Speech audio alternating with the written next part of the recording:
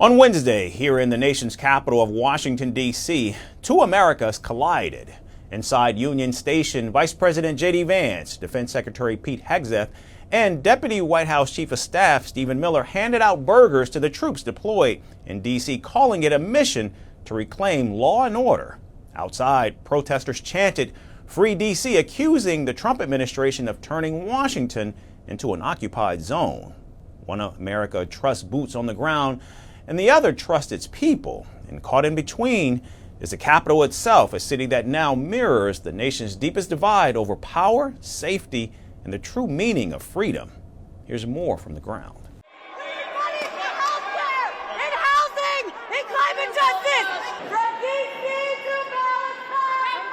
On the steps of Union Station, Washington echoed with anger. Protesters waved banners, "Free D.C., free Palestine, free us all." Their voices clashed with the scene inside, where Vice President JD Vance, Defense Secretary Pete Hegseth, and White House Deputy Chief of Staff Stephen Miller were flipping burgers for troops at a Shake Shack. They came to thank the troops, but instead landed in a chorus of boos. The National Guard was deployed in Washington, D.C. last week on President Donald Trump's orders.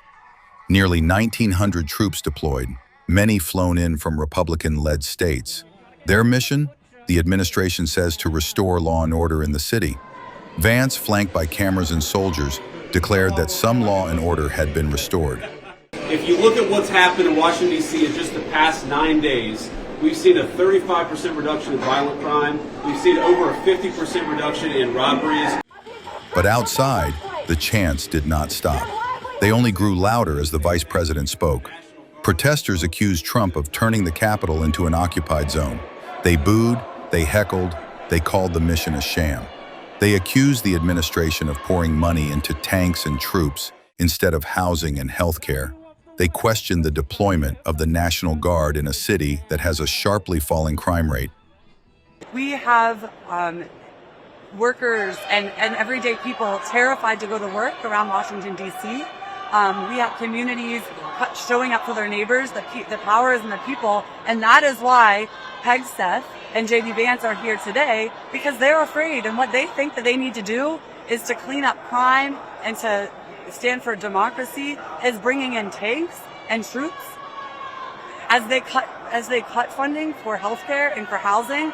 We know that crime in D.C. is at a 30-year low. So why is the National Guard here? It's all for show. You can look out in front of Union Station and see it's all for show. They leave at 10 p.m. every night. When does crime happen? They're not doing anything about crime.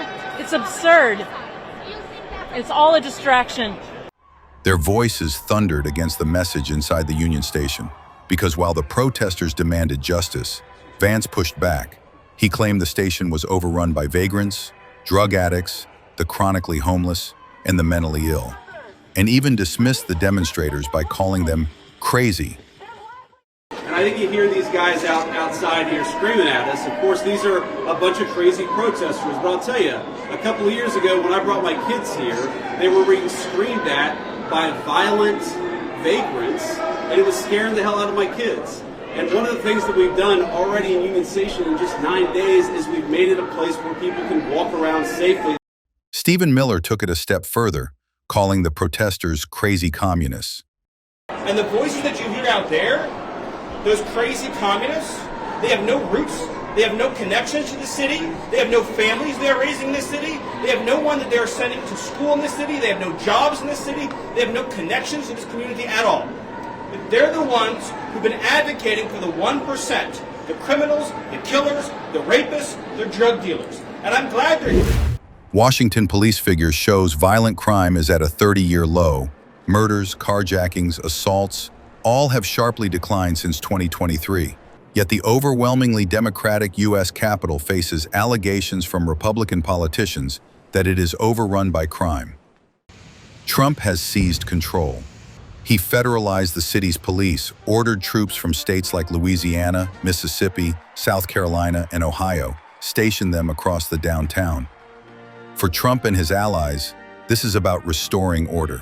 For critics, it is about militarizing democracy's capital. In the heart of America's capital, freedom is the slogan, but occupation has become the scene. And as protesters cry, "Free DC," the city built as a symbol of liberty is learning just how contested that world can be. Firstpost now available in 9 languages on YouTube. English, At $36 trillion. French, Le FMI, comme German, Geschäftsführenden Direktor, Hindi, $30 trillion ka karjo. Indonesian, Pemerintah tanpa pemeriksaan. Italian, Sekali radikali. Japanese, 4 兆ドル以上も Portuguese, por causa do próprio balanço patrimonial. Spanish. Beautiful bill. Go to Settings, click on Audio Track and select a language of your choice. Be the first to know what's happening around you in your first language. Firstpost.